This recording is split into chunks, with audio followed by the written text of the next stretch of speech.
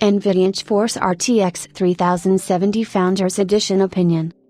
The NVIDIA GeForce RTX 3070 Founders Edition will retail for $499. Plus.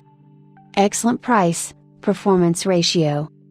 Faster than RTX 2080 Ti. Perfect for 1440p with ray tracing. Beautiful looks. Capable of 4K in many games. Very quiet. Idle fan stop. Energy efficiency improved over RTX 3080-3090. Compact dual slot design. Second generation hardware accelerated ray tracing. Support for HDMI 2.1, AV1 decode. DLSS improved. PCI Express 4.0. New GeForce features, Reflex, Broadcast, G-Sync 360, and RTX I/O. 8nm production process. Minus. 12-pin power connector is complicated and inconveniently located. Runs and power limit all the time. Overclocking more complicated due to power limit. NVIDIA has done it again. Their new GeForce RTX 3070 is impressive, not only in terms of performance, but also pricing. Just a few weeks ago, we reviewed the GeForce RTX 3080, which finally makes 4K gaming work perfectly. Today, we have the RTX 3070 Founders Edition, which achieves the same for 1440p gamers.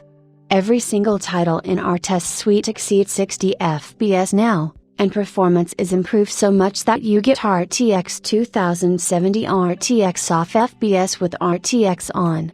If you choose to enable DLSS with RTX, the RTX performance hit is basically nullified. In that case, and with games that don't support RTX, the GeForce RTX 3070 matches last generation's flagship, the RTX 2080 Ti, which retailed at over $1,200 not too long ago. When averaged over our whole test suite at 1440p resolution, we see the RTX 3070 Founders Edition beat the RTX 2080 Ti by 1%, let's call them equal, still a huge achievement. Against the original GeForce RTX 2070, the performance uplift is around 50%, and the difference to the RTX 2070 Super is 30%. AMD definitely needs something new. The RTX 3070 is 42% faster than the RX 5700 XT, at much more attractive pricing. GeForce RTX 3080 is 23% faster than the RTX 3070, but for this comparison, it's also important to look at 4K, where the difference is 31% because the RTX 3080 is slightly CPU limited at 1440p. With those performance numbers, RTX 3070 is the perfect choice for the huge 1440p gamer crowd, but the card also has enough muscle to drive many titles at 4K 60 FPS, especially if you are willing to dial down settings a little bit. The RTX 3070 is also a great choice for 1080p Full HD if you want to drive a high refresh rate monitor with 120 or 144 Hz. And just 60 FPS, 1080p it's overkill unless next-gen titles go overboard with their hardware requirements, which is highly unlikely. Visually, the GeForce RTX 3070 Founders Edition is a piece of art. It's easily one of the most well-crafted graphics cards I've played with. Actually, even my wife, as of 17 days, who's not a computer nerd, loves the design. When I was unboxing the card, she came into the lab, saw the card, and said, "Oh wow, that looks gorgeous," and she's been with me through several graphics card launches before. With the GeForce RTX 30 series, NVIDIA definitely found the perfect formula for a great-looking graphics card. The combined matte surfaces of various shades of gray with subtle metal highlights create a design that looks more industrial than ever and could compete with what Apple's designers are coming up with.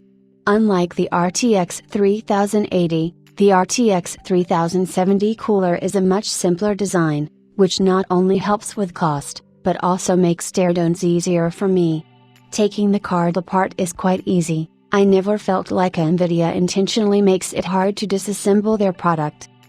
As we found out on our new cooler performance comparison page, the RTX 3070 Founders Edition cooler is a huge improvement over the heatsink of the RTX 2070.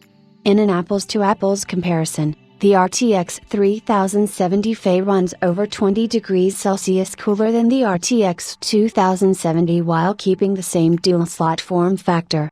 Against the RTX 3080 Fe cooler, the RTX 3070 Fe runs about 7 degrees Celsius warmer, but that's no problem at all because RTX 3070 also outputs much less heat.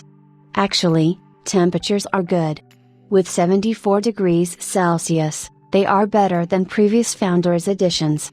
Noise levels are really impressive, just 30 dB for RTX 2080 Ti performance in a dual-slot form factor, wow! It will be hard for custom designs to beat this.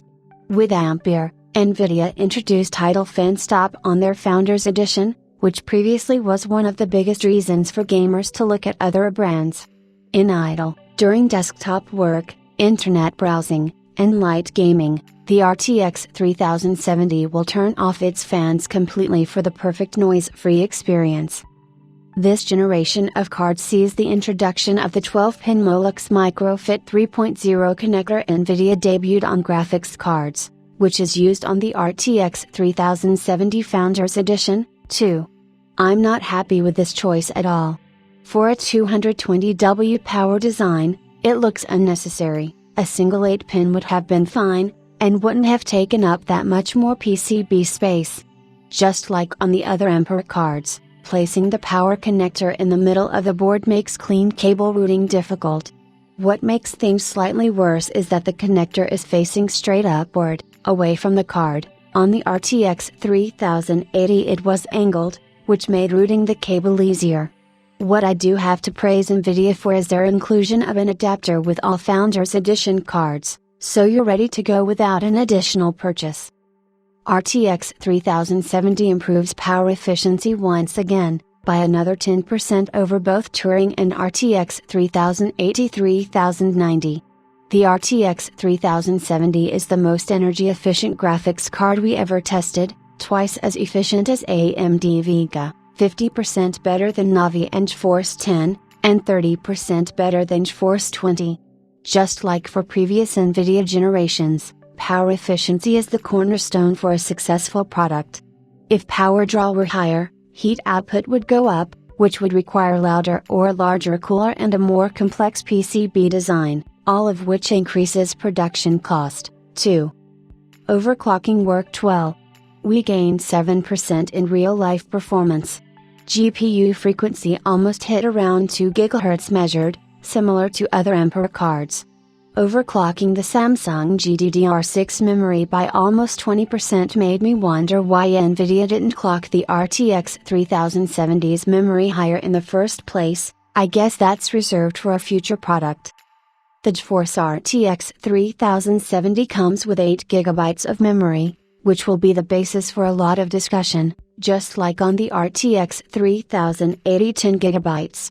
I feel like 8 GB is plenty of memory for the moment, especially considering this card is targeted at 1440p gaming, which isn't as memory intensive as 4K. Even with 4K, I feel you'll run out of shading power long before memory becomes an issue. Next-gen consoles do have more memory, but their 16 GB is for the OS, game, and graphics combined, which means effective graphics memory is close enough to the 8 GB offered by the RTX 3070. Nobody can predict the future. Should you ever feel RAM is running out, just sell the RTX 3070 and buy whatever card is right at that time.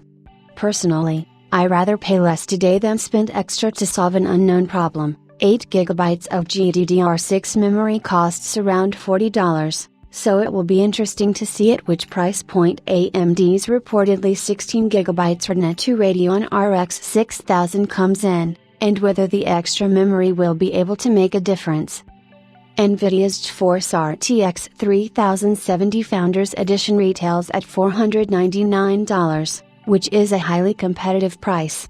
Remember, RTX 3070 matches RTX 2080 Ti, which retailed for $1,200 plus just a few months ago. As of today, there are not a lot of alternatives around this price point. The GeForce RTX 3070 owns the performance segment. Nobody is going to buy any touring cards now unless they come with a huge discount. I could see how a used RTX 2080 Ti for around $400 would let me overlook its higher power / heat / noise versus the $500 RTX 3070 Fe. Unless you absolutely can't find an extra $120, there's no reason to buy the AMD Radeon RX 5700 XT either. RTX 3080 is a reasonable upgrade if you want more FPS and are willing to spend another $200 plus, and can find one in stock.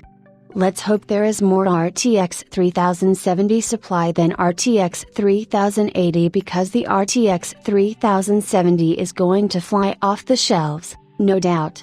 AMD announces their Radeon RX 6900 series tomorrow. It will be interesting to see whether they'll be able to compete with NVIDIA this generation.